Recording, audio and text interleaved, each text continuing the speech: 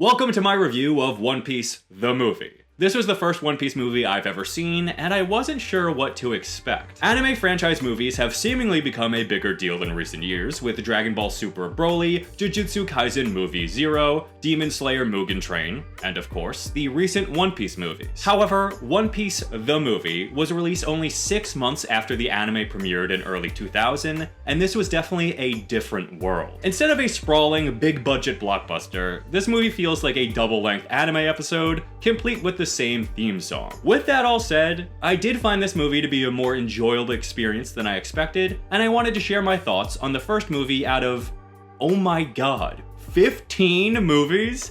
One Piece just can't do anything half-assed, huh? The story of this movie started off in a bit of a weird way. I figured that it was meant to be an introduction to the series as a whole for people unfamiliar with it, since the franchise was so new. So, when the beginning of this movie skips the entire spiel about Gold Roger and the Great Pirate Era, and instead focused on the legend of Woonan, the Great Gold Pirate, that rubbed me the wrong way. At first, I thought this movie was doing some weird adaptation crap where they were completely swapping out Gold Roger for Woonan and the One Piece for his Mountain of Gold, but I was wrong. Although Gold Roger isn't mentioned at first, he does come up later on. I should also say that this movie was released during the week when in the manga, Sanji discovered Mr. Three's hut on Little Garden, and Usopp was racing to save Kaya from Django in the anime. This story starts off with a little boy whose name I didn't bother to remember, who is looking for Woonan, but runs into some nasty pirates. Meanwhile, we connect with the current version of the Straw Hat crew, which consists only of Luffy, Zoro, Nami, and Usopp. There is no Sanji yet, and the crew is complaining about being hungry, so I guess if you wanted to fit this into some kind of canon,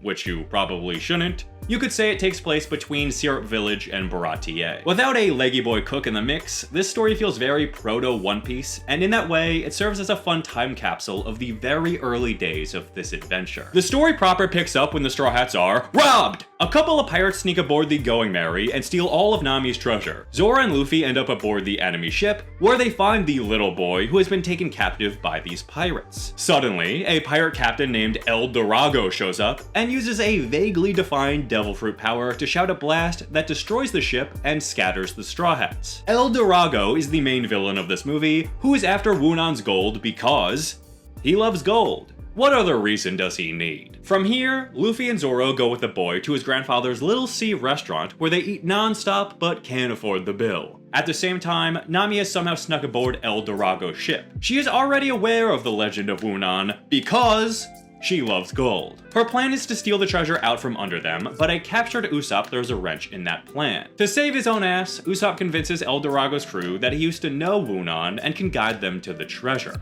This doesn't last very long, but luckily, Nami swoops in to rescue Usopp from his own idiocy. Meanwhile, we learn more about the boy and his grandfather. The boy admires Woonan, feeling some connection with him, and his dream is to join Woonan's crew. He also doesn't respect his grandfather at all, and thinks he's a lame old dickhead. Grandpa ties Luffy and Zoro up when they can't pay the bill, but don't worry, because out of pure story convenience, they also land on the treasure island where everyone else is. Not long after, they go to check out all the El Dorado commotion, and there is just some typical One Piece nonsense until everyone meets up. I'm not going to go through all the specifics, but essentially while El Dorado's crew is looking for the treasure elsewhere, the Straw Hats figure out a clue that takes them to the real location of the treasure, which is where Grandpa is also chillin'. Turns out he actually knew Woonan. They were childhood friends, and Grandpa saved Woonan's life before he set out to be a pirate.